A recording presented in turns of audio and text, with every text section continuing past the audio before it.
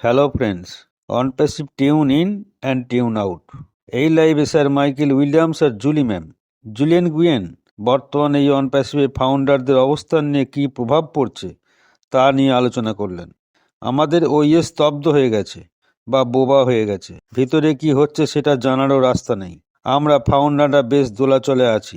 যে কটি লাইভ বিশ্বব্যাপী চলছে তাতে শুধু মোটিভেশন, শুধু অপেক্ষা। Stay tuned and stay blessed. এখানেও মাইকেল স্যার তাই বলছেন। আমরা তাহলে অপেক্ষায় থাকি আর কি বলছেন শুনি।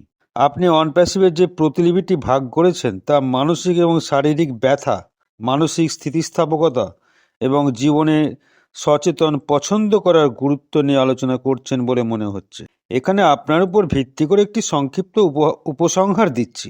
আমরা যেমন সহজাতভাবে শারীরিক ব্যথাকে মেনে নিই বা সম্বোধন করি, তেমনি আমাদের অবশ্যই মানসিক এবং মানসিক ব্যথাকে সমান যত্ন সহকারে পরিচালনা করা শিখতে হবে।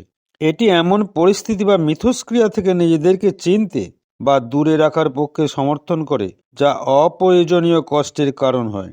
আমাদের জীবনকে কি প্রভাবিত করে তা সচেতনভাবে বেছে নেওয়া এবং সম্ভব হলে নেতিবাচকতা উপেক্ষা করতে শেখার মাধ্যমে আমরা স্বাস্থ্যকর মানসিক সীমানা তৈরি করতে পারি। শেষ পর্যন্ত এটি আমাদের মানসিক সুস্থতা রক্ষা করার জন্য মননশীল সিদ্ধান্ত নেওয়ার বিষয়ে কঠিন পরিবেশেও আমরা যেন পুরোপুরি নিয়ন্ত্রণ রাখতে পারি।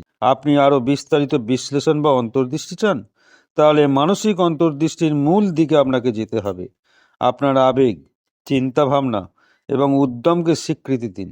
আপনার ক্রিয়াকলাপকে অন্যদের প্রভাবিত করুন।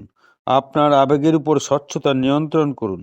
আমরা যেন অতীত ভুলে গিয়ে আভ্যন্তরীণ বিষয়গুলির স্বচ্ছতার চ্যালেঞ্জ গ্রহণ করি। এই ছিল আমাদের নিকট সেই বার্তা। ধন্যবাদ। সবাই ভালো থাকুন, সুস্থ থাকুন।